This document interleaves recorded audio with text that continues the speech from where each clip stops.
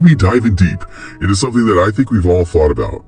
You know, can adults really make those close friends the way we did as kids? Like when you're in school and Right. it just happens. Exactly. Sarah is here with me today. She's our expert on all things social. Hi, everyone. So- Glad to be here. Is it even possible? Yeah, absolutely. I mean, it might feel harder as we get older, but it is definitely possible. Okay, that's good to hear, because I've definitely felt that struggle.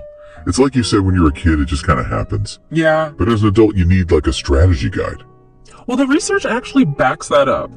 It's statistically more difficult to make close friends as we age. One study found that the average person makes half as many friends between the ages of 25 and 50 Wow. compared to their teens and early 20s. Half as many. Yeah. Okay, so it's not just me imagining things. Right. So if it's statistically harder, how come some people still seem to make friends so easily? What's their secret?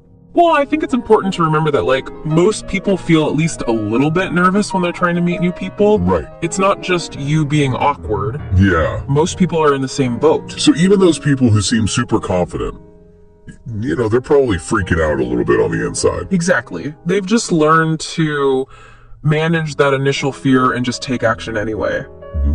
And that's kind of the key. Okay. Meeting new people is about two things: increasing your opportunities to meet people, and then also making those encounters count.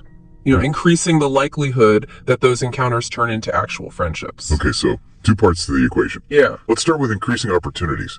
I'm guessing that's where, the join a club advice comes in. Yeah, that's a good start, but it's a little bit vague, right? I think we can get more specific. Okay. Because just throwing yourself into a room full of random people isn't enough. You need something in common with them. Yeah. So that's where taking a class or joining a group that's centered around a hobby or something like that Okay. can be really helpful. So instead of just like any class, it should be something that actually speaks to my interest. Right. Like if I'm a foodie, I should try a cooking class instead of, pottery or something. Exactly. You're much more likely to meet your people that Okay. way. So if you're a bookworm, join a book club.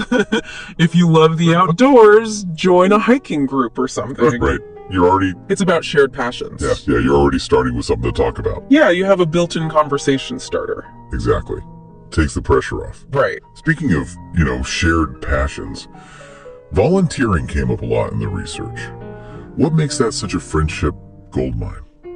I think volunteering, it's not just about shared interests, it's about shared values. Oh. When you work alongside someone towards a cause that you both care about, Uh-huh. you tend to form a really strong bond.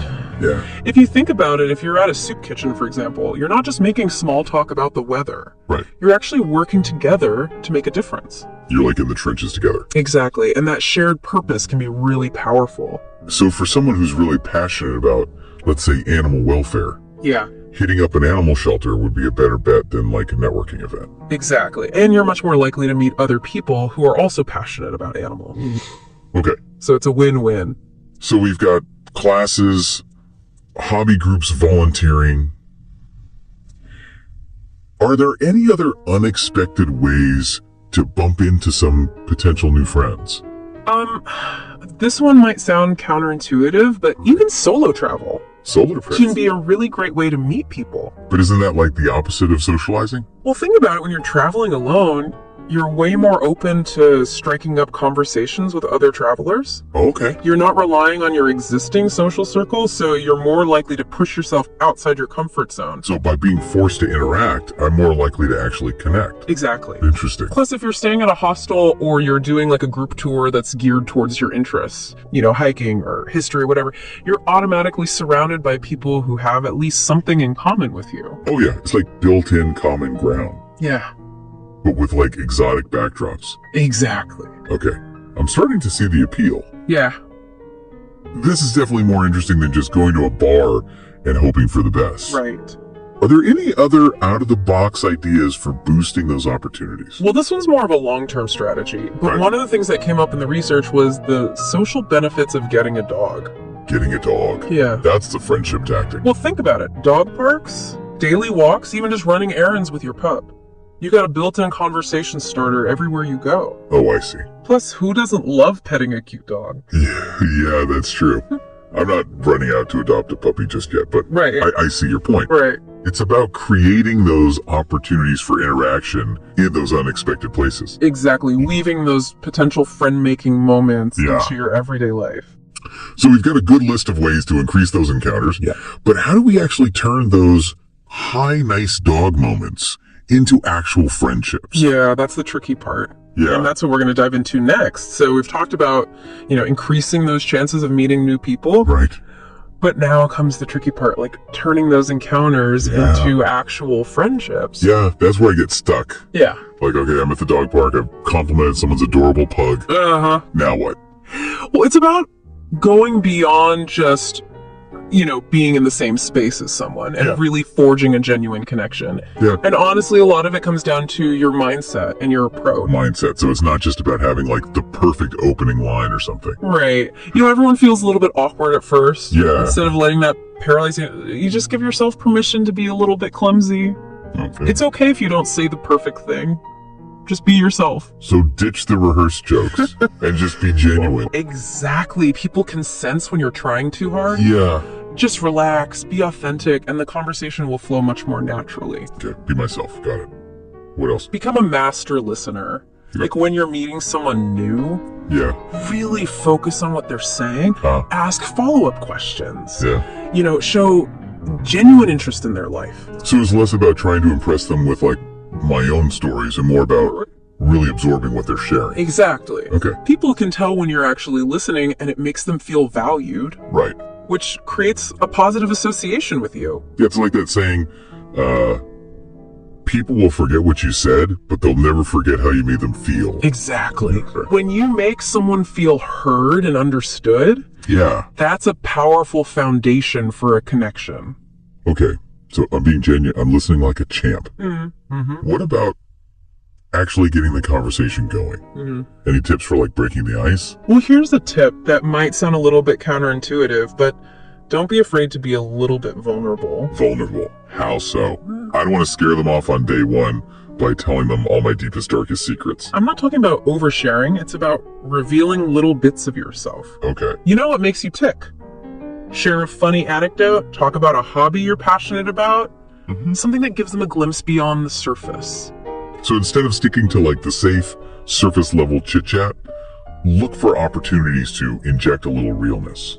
Exactly. It invites the other person to do the same. And that's how you start to build trust and understanding. Yeah, it's about making a connection, not just exchanging pleasantries. Right. Okay, so we're being genuine, we're listening, we're sharing a bit of ourselves. Anything else? This one's really simple but effective. Give compliments. Right. And I don't mean like cheesy pickup lines. Right. I mean like genuine appreciation for something you admire about the person. So if I dig their taste in music or they make like a really insightful comment, I should acknowledge it. Exactly. Everyone likes to feel appreciated. Yeah. And a genuine compliment can really brighten someone's day. It's true. Plus, it creates a positive association with you in their mind. Yeah, like, hey, that's Sarah. She's so cool. She noticed my awesome new sneakers. Exactly. Okay. It's a subtle but powerful way to build rapport. Compliments noted. Anything else on the making connections front? Yeah. One of the most important things to remember is that building friendships, it takes time.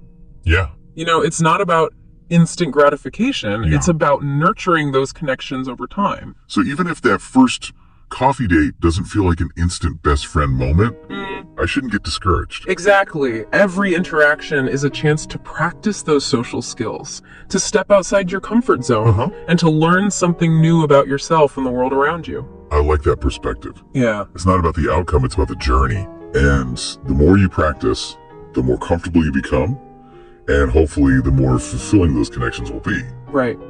So you can practice. Yep. One of the suggestions that came up a lot was using social media to connect with people, IRL.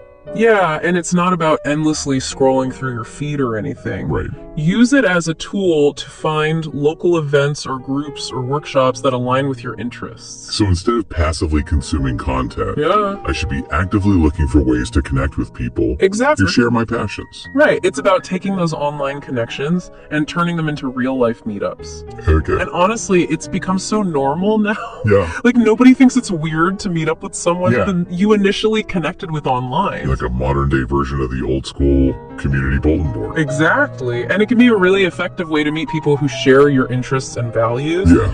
And hey, even if those first few meetups are a little awkward, each one helps you build your confidence and hone those social skills. Okay, so social media can be a tool, not just a time suck. Right. We were talking about honing those social skills. You know, I mentioned feeling stuck after the initial nice dog comment at the dog park. Are there any other tips for navigating those initial moments with a little more grace? Because that's often where I just freeze up. Well, first of all, remember that your body language speaks volumes. Oh, yeah. You know, make eye contact, smile, good posture. Those things convey confidence and approachability. Right. It's not about being fake. It's about being present and engaged in that interaction. So it's about showing the other person that I'm genuinely interested in connecting, not just making small talk Exactly. out of politeness. And speaking of conversation, one of the best ways to break the ice is to ask open-ended questions. Okay. So instead of asking things that can be answered with a yes or no, Yeah. invite them to elaborate and share more about themselves. So instead of like, do you come here often? It's more like, what do you love most about this dog park? That opens up a much richer conversation and gives you more to work with. Right, it's turning a closed door into an open invitation. Exactly. I like that. For sure. It's about inviting them into a conversation, not just a quick Q&A. Right. Okay. And once you've got that conversation flowing, look for common ground. Mhm. Maybe you both love the same author, you have similar tastes in music, you're passionate about the same cause. Right. Those shared interests are like little threads that you can weave into a tapestry of conversation. So it's like building a bridge between two strangers. Exactly. And sometimes those common threads are really obvious. Yeah. And sometimes they're a little bit hidden beneath the surface. Uh-huh. So you have to be a little bit of a detective looking for those subtle clues. So pay attention to those little details, you know, Right. those offhand comments that might reveal a shared passion. You got it. And you'd be surprised how often those unexpected connections Yeah. lead to the most fulfilling friendships. This is all great stuff. But at the end of the day, isn't it all about just being myself? Absolutely. Trying to be someone you're not is exhausting and frankly pointless. Right. People can sense when you're being genuine, and that's what truly attracts them. So embrace my quirks. Let my personality shine through and trust that the right people will connect with the real me. Exactly, because those quirks are what make you special and memorable. Yeah. And sometimes those quirks that we think are flaws are actually our greatest strengths. Like how? Well, let's say you're a bit shy or introverted. Okay. That's okay. Yeah. You can still be warm and friendly and engaging without being the life of the party. It's about finding my own comfortable style of interaction. Precisely, and sometimes those quieter, more introspective people are the best listeners and the most thoughtful friends. Yeah. It's not about forcing yourself to be someone you're not. Right. It's about finding those people who appreciate you for who you are. This is great. I feel like we've really unpacked the art of those initial interactions. Yeah. But I'm curious what happens if those interactions don't go so well. What if I put myself out there? That's a great question and one we should definitely talk about more.